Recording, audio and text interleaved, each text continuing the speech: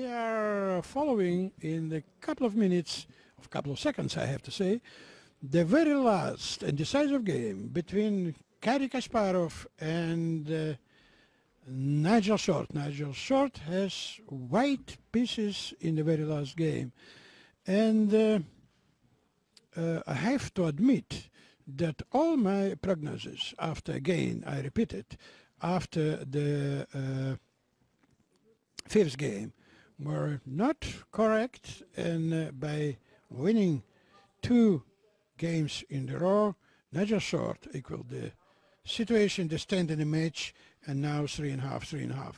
I remember, ladies and gentlemen, once the match, the tournament in Russia, when Vasily Smyslov became 75, and or 70, maybe 70, and Samuel Reshevsky from America came and he played in the tournament and he beat Smyslov twice. And when poor Smyslov asked his colleague, "Why, Sammy, you did such a thing with me?" Sammy said, "I have so terrible a score with you, Vasily, that I'm afraid it is the very last possibility to make it score a little bit better." And we can, following the 8th game of the match Kasparov Short, and we ask ourselves, maybe in the very last game, Nigel Short will try to make his score against Garry Kasparov a little bit better. Now they are ready to start, not yet, but in a couple of seconds. I see that both of them are on the table, and the referee must start the very last game. And well, speaking about back to the strategy of Nigel, actually he follows the openings of his idol Boris Spassky, who is unfortunately seriously ill and now in the hospital in Paris. He got a stroke one day and he tries to recover. They started e4, e5, and e4, e5, and also very old opening. In this case, the 2 knights opening,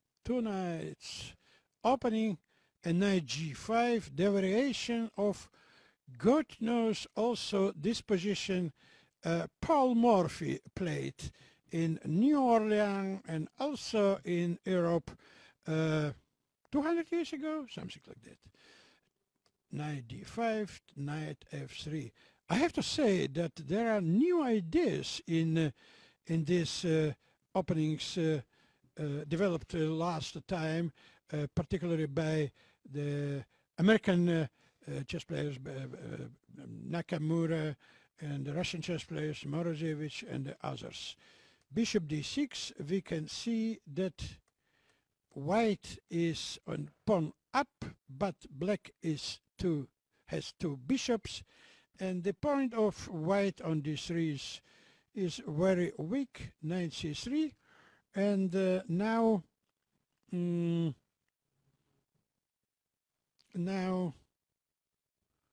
it seems that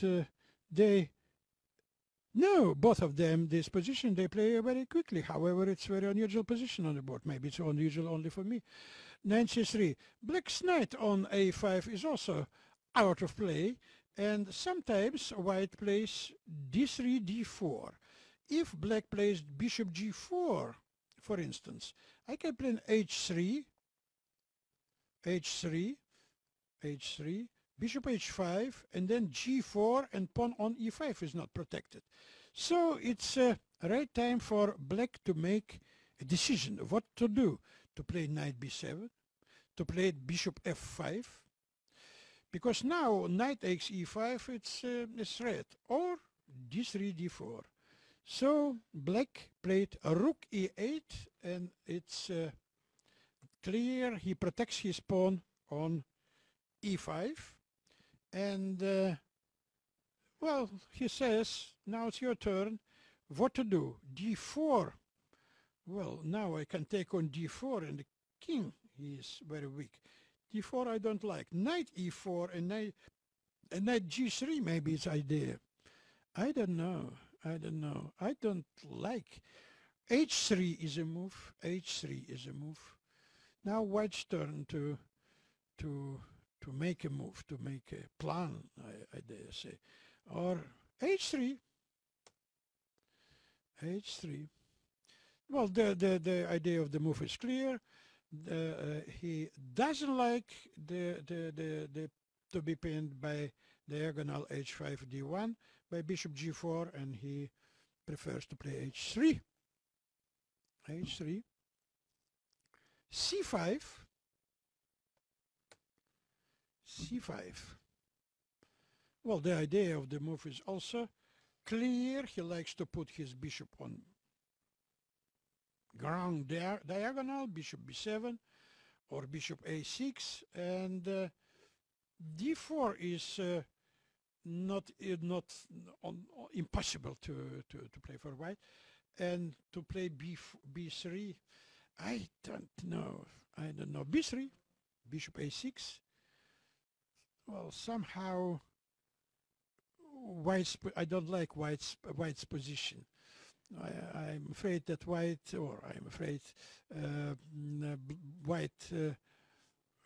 has to fight for equality, and so after 15 moves, bishop a3, bishop takes d3, knight e4. Well, doesn't look so attractive. To protect the pawn from c2, then bishop f8 and pawn on d3 is still, or bishop c7 or whatever, and pawn is still hanging. I don't know. Bishop a3. Yeah. The idea of the move on bishop d3 to play rook c1 and then or knight e4, and to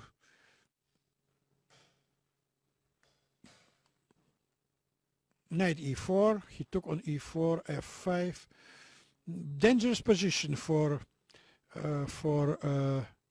rook a4 for white, because this king, I don't like this king so much. For instance, e4, he move. Oh yes, he played e4, and I don't see so many pieces on king side. And if queen comes on h4 and then on f4, and then a rook comes on e6 and on g6, I don't like white's position. Knight h2.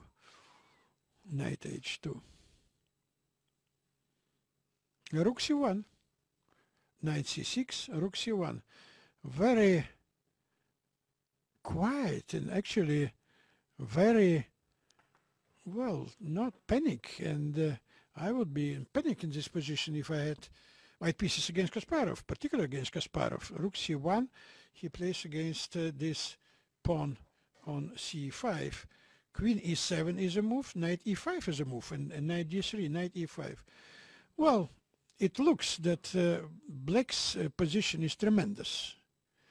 Black's position is tremendous. Knight d3 is threatening with win.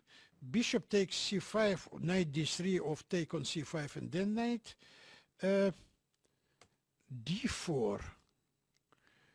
d4. That's a move. That's a move. Now the idea of this move on knight d3 to sacrifice exchange, somehow on c5, on c takes d4, on c takes d4, take on d6 and rook takes d4, very clever move. And on e takes d3, it looks like the best move, maybe to take on c5. d4, it looks like a good move. Chapeau, d4, knight d3, knight d3, Gary forced to sacrifice actually the exchange on c5. How? I don't know. Or pawn takes c5, or rook takes c5, or he took with a pawn on c5. Very interesting game. Very interesting game. Very interesting. However, black is tremendous in this position. Bishop f4, bishop f4. He doesn't like, Gary, he doesn't like to take this exchange. He likes to play for attack here.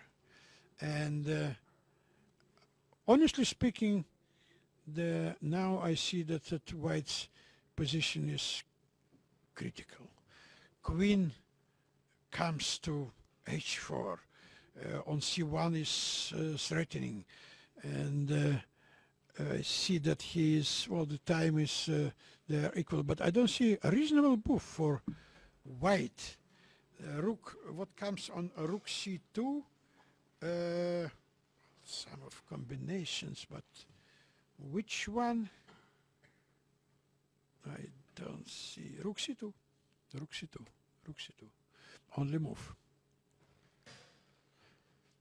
Maybe I was too pessimistic about White's position. Maybe Black had to take on c1, e3. Well, I didn't see this idea, and it looks like decisive move, because of if I take on e3, then bishop takes e3 with immediately win, and f3 is only move. But how to win this position with Black?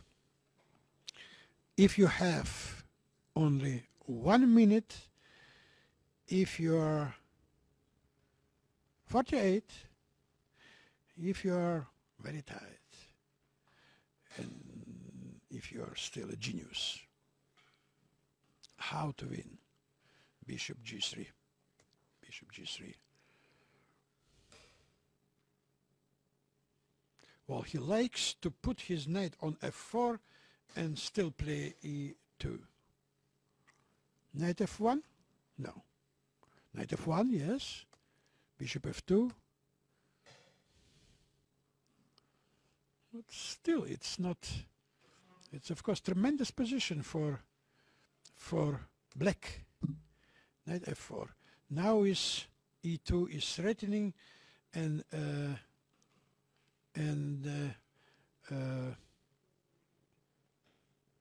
it's a combination, ladies and gentlemen. If I take on d1 or on d8, rook takes d8, and if I take on f4, e2, and I have to give here exchange on,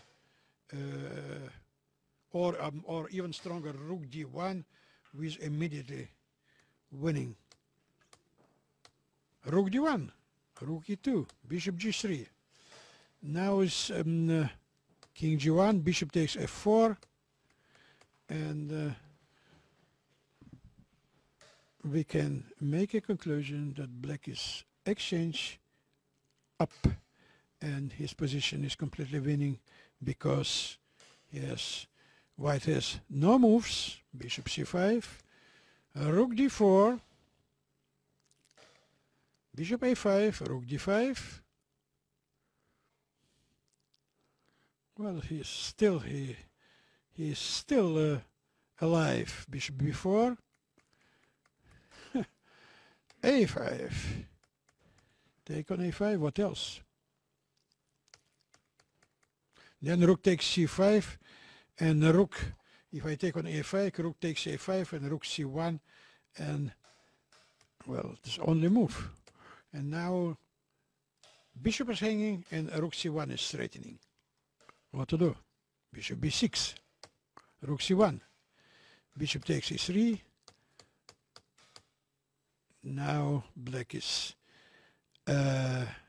rook up, and clearly winning position, because mate is also threatening here from all sides. And I think it's the very last game of the game, very last move of the game, and I think that Nigel will resign in this position.